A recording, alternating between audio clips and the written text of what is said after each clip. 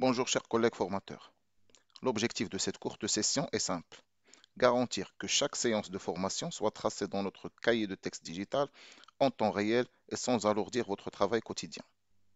Nous allons voir comment remplir le formulaire de saisie en privilégiant l'efficacité et que vous ne soyez plus contraint de rattraper vos saisies à la maison.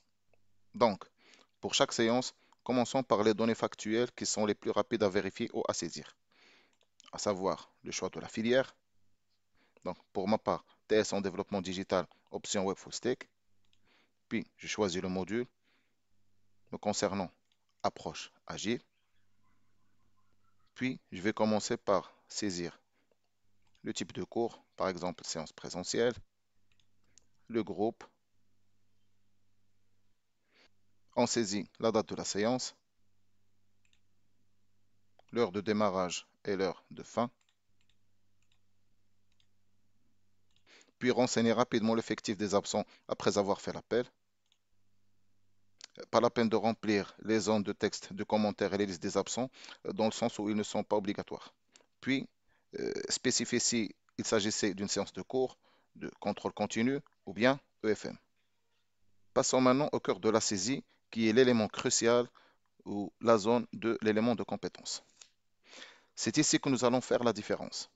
L'administration demande une preuve de ce qui a été enseigné et nous allons nous concentrer sur l'objectif de compétence principale et non sur le détail des activités telles que les exercices, TP, corrections, démonstrations, etc., etc.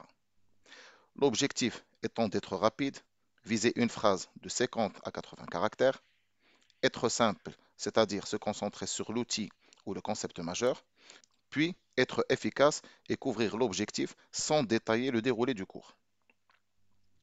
Par exemple, pour ma séance d'introduction à la méthode d'ordonnancement PERT, au lieu de taper Introduction à la méthode PERT, objectif de la méthode PERT, les étapes de réalisation, identification du chemin critique, calcul des marges, puis exercice d'application, je vais taper simplement déterminer le chemin critique d'un projet par la méthode PERT. C'est la trace administrative qui compte, elle est rapide, elle est complète de point de vue de l'objectif pédagogique et elle ne prend que quelques secondes de saisie. Donc, déterminer le chemin critique d'un projet par la méthode PERT.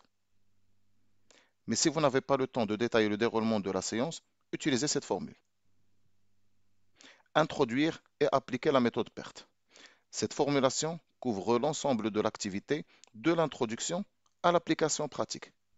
Très court et donc rapide à saisir et elle prouve que le module a été avancé sur les points clés des méthodes d'ordonnancement.